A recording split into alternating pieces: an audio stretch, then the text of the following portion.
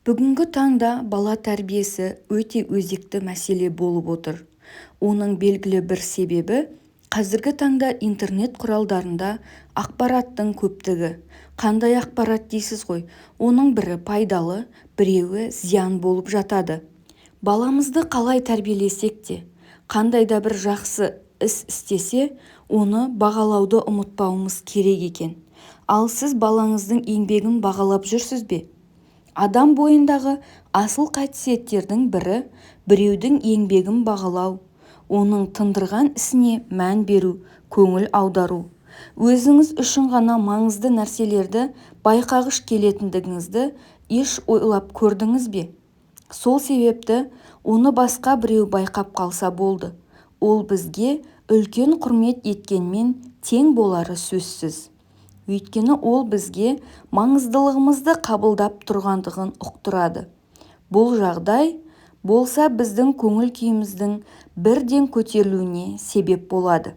Балалардан да мұны байқау қиын емес. Әр бала сырттан бақыласаңыз, өзінің құндылықтарымен «мен қадірлімін, маған қараңдар, маған көңіл аударыңдар» дейтіндей. Тіпті қарап отырсаңыз, олардың көп қолданылатын сөздері «мама, қарашы», «әке, қарашы» емес пе? Бірақ балалардың көңілді өздеріне қаратуы әртүрлі жолдармен болып жатады. Тамақ жемей қою, басын қабырғаға соғу, бір нәрселерді сындыру, бауырын ұру, мектепте бір нәрсені бүлдіру секілді. Қарап отырсаңыз, бұл баланың өзіне көңіл аударуын қалауы. Яғни ол оң болуы да мүмкін, теріс болуы да мүмкін. Мүмкін ол бала мектепте бұзықтық жасауы мүмкін, немесе үйде айғайлауы мүмкін. Бұның барлығы баланың «маған қара» деп өзіне көңіл аударуын талап етуі болып есептеледі.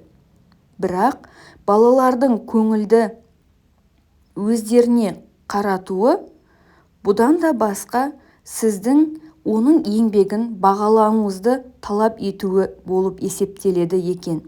Бала емес, үйленген жұбайлардың өзі осы өзіне мән бермеушіліктен аразданып жатады. Көптеген күйеулер әйелдерінің жаңа жасатқан шаш сән үлгісі мен жаңа сатып алған аяқ киімдерін байқамай қап, олардың не үшін ренжіп жүргендігін білмей дал болады.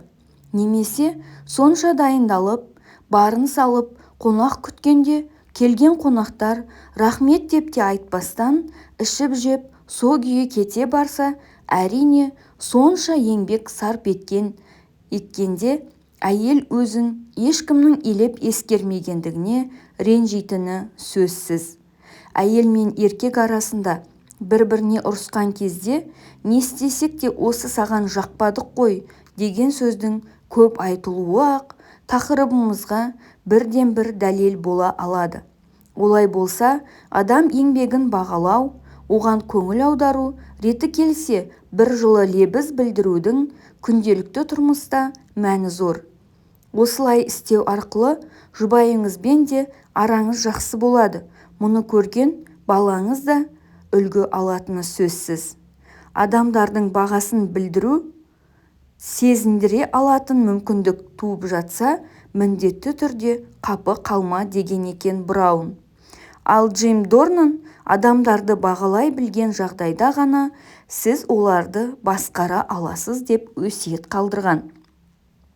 Ғылыми жетекші Бенджамин Чикаго университетінің бір топ оқушысы ассистенттермен әлемдік 120 рекордсменге 5 жыл бойы зерттеу жұмыстарын жүргізеді.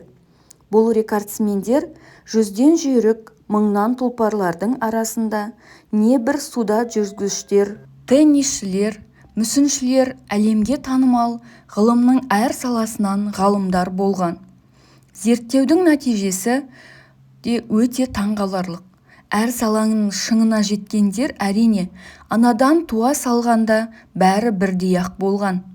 Бұлардың басқалардан ерекшелігі кішкене кезінде бойларынан бірдеңеге деген қабілеттерінің бар екендігін ертерек байқаған, әрі сол қабілетті ашуға жағдай жасаған ата-аналарында. Мысалы, математика пәнінен сабақ беретін әкесі баласының есепті тез шығаратынын көріп, оған сыйлық бере жүріп, сол есепті шемішкеше шағуға әбден үйретіпті.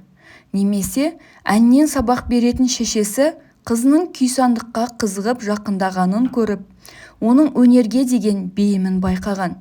Сөйтіп ерте жастан оны пианино үйірмесіне қатыстырған.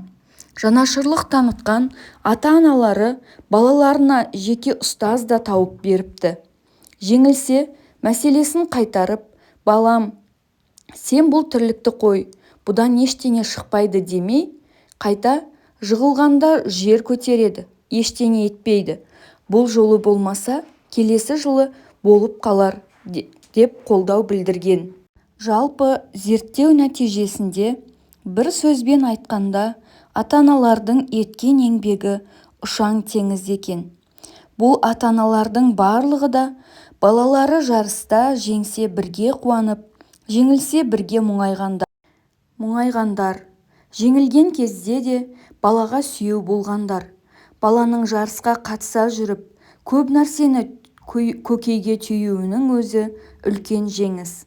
Ал жеңілудің өзі сол іске көбірек жұмылып, әлі де жұмыс істей түсу керектігін ұқтырмаймы? Алайда белгілі бір жерге жеткен соң, көп нәрсенің тікелей баланың өзіне қатысты болары да шындық. Кейбір ата-аналар балалары көп нәрсеге қабілетті, алайда еңбектенуді қаламайды деп біледі. Суперстарлар бұған керісінше таңдау жасаған. Не мектеп бағдарламасымен бірге қосымша шараларды жүргізу, немесе не болса соған уақыт өткізу еді. Жастық шақтың қабілетін пайдалана отырып, аптасына 25 сағат жұмсаған уақыттан да асып кеткен. Бұл сізге көп көрініп тұрған шығар.